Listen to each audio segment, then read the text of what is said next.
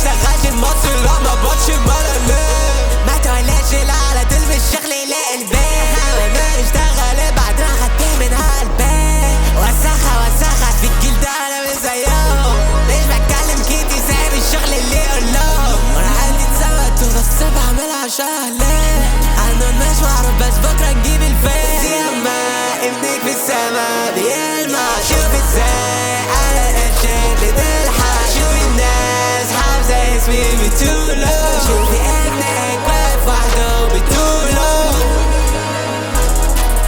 خلي عندك يقين